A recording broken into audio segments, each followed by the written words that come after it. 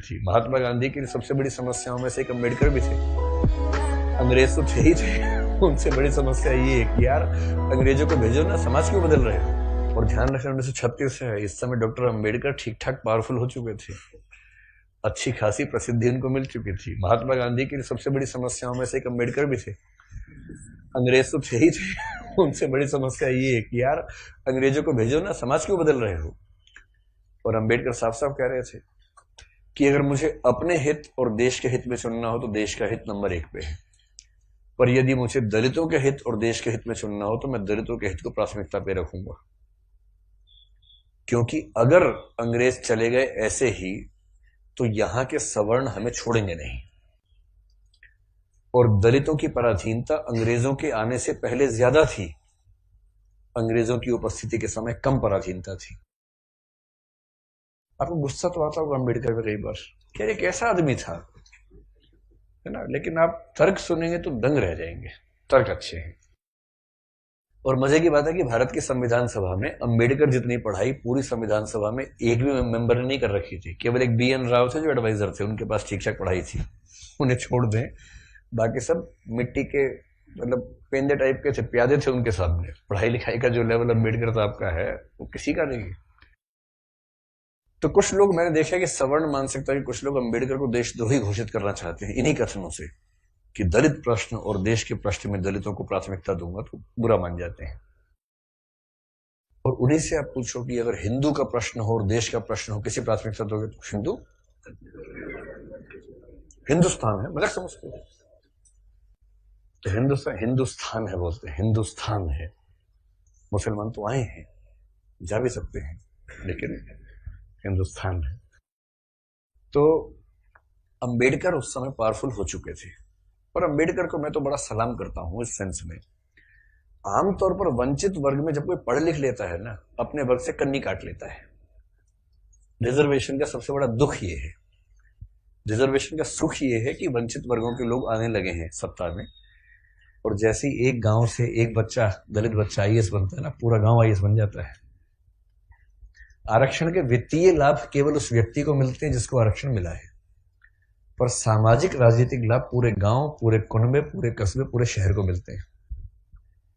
कि हमारे गांव का चंदू IAS बना है, और चंदू वर्ग में मान लीजिए SC या ST में आता है, उस दलित जाति के उस गांव के और आसपास के 100 गांव के सब व्यक्तियों के पास कॉन्फिडेंस आ जाता है। कुछ बिगड़ा, चंदू को फोन लगा दिया, चंदू बिटवा देखिए जरा। अब पुलिस वाले ने रोका, लाइसेंस के लिए, रुको रुको बात करवाते हैं, ऐसे करके कह रहे किसको फोन करो, चंदू को फोन करो। छोड़ दो कोई बात नहीं, आप जाओ, आप गाड़ी कैसे भी ले जाओ, सिर के ऊपर रख के ले जाओ, कोई बात नहीं, हम कुछ नहीं बोलेंगे।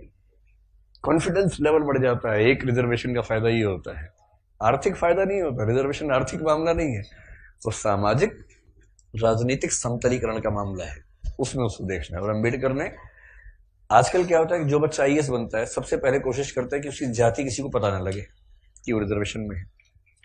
और बहुत सारे लोग SC ST या OBC से रिजर्वेशन का लाभ लेकर अगर IAS बनते हैं तो कोशिश करते हैं कि शादी जैसे सवर्ण समाज में हो, क्योंकि IAS खुद एक जाति है, उस जाति में शादी कहीं भी हो सकती है, वहां जाति प्रथा बीच में नहीं आती है। ऐसे IPS भी एक जाति है जो IAS से नीचे की जाती है लेकिन ठीक ठाक जाती है, वो भी अपने आप में ठीक ठाक जाती है। जैसे IAS पति IPS पत्नी, लोग कहेंगे हाँ ठीक है, IPS पति IAS पत्नी, तो लोग कहते हैं अच्छा चलो कोई बात नहीं ठीक है इस तरह से मैनेज करते हैं, क्योंकि IPS नीची जाती है, IAS थोड़ी ऊंची जाती है, और IRS और बाकी सब तो बहुत ही नीची जाती हैं। और उसमें जो ग्रुप भी हैं वो तो शूद्र टाइप के माने जाएंगे कि ये तो बहुत ही नीचे के लोग हैं। बेशक UPSC ने सफलता दी हो, पर ये तो ये नहीं चलेंगे, इनके 10 नंबर कम आए से, इनको बाहर करो यहाँ से एक प्रकार की जाति व्यवस्था वहां भी है।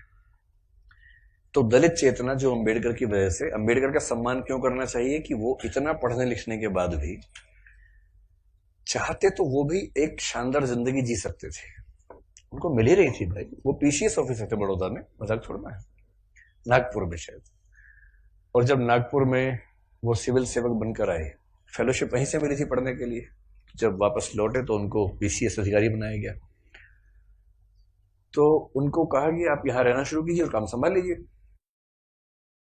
अब ये अम्बेडकर के सामने सबसे बड़ी समस्या, अगर आप उनकी कभी आत्मकथा पढ़े, मैं कैसे बना, हिंदी अनुवाद उसका ये है, उसमें प्रसंग है कि नागपुर में रहना है उनको क्योंकि वो ऑफिसर हैं, उनको अपने रहने के लिए कमरा चाहिए या घर चाहिए, ढूंढ रहे हैं पूरे शहर में, कमरा ही नहीं मिल रहा।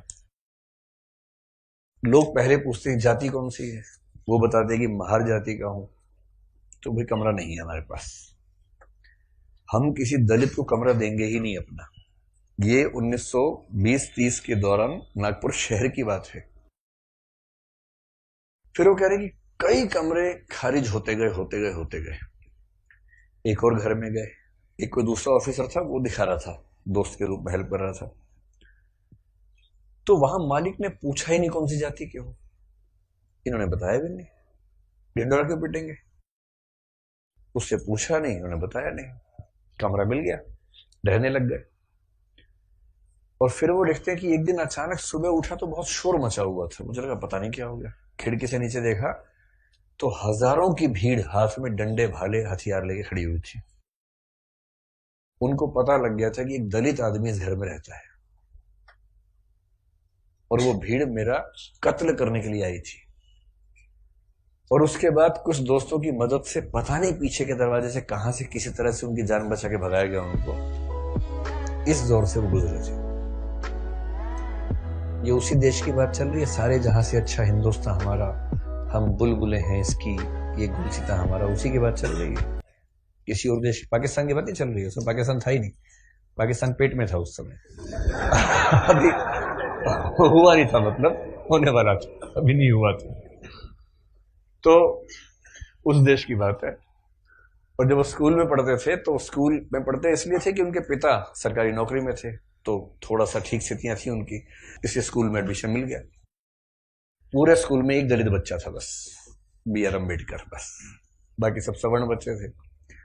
अब दलित बच्चा कैसे हैंडल करे, वो पानी पीने जाएगा, पानी को छू देगा, पानी पवित्र हो जाता है, उसमें हीलियम आ जाता है हाइड्रोजन की जगह। उसके बाद जैसे दलित बच्चा छुएगा हाइड्रोजन के गुण बदल जाएंगे उसमें। तो एक व्यवस्था थी कि भाई पानी पीने की एक जगह थी सबके लिए, एक अलग से मटका था अम्बेडकर के लिए, अलग से रखते थे दूर, उनको वहीं पीना है और मटके को हाथ नहीं लगाना है। अब कभी कभी क्या हुआ, कई बार ऐसा हुआ कि जो आदमी पानी की व्यवस्था करने के लिए तैनात था वो छुट्टी पे चला गया, एक दिन 2 दिन आया नहीं। अब इसको प्यास लग रही है, बाकी बच्चों के पास पानी पीने को, उसको पानी पीने को नहीं है। कई ऐसे दिन गुजारे स्कूल में जब उनको पीने को पानी मिलता ही नहीं था। चेतना ऐसे बनती है, ये सब झेलने के बाद बनती है।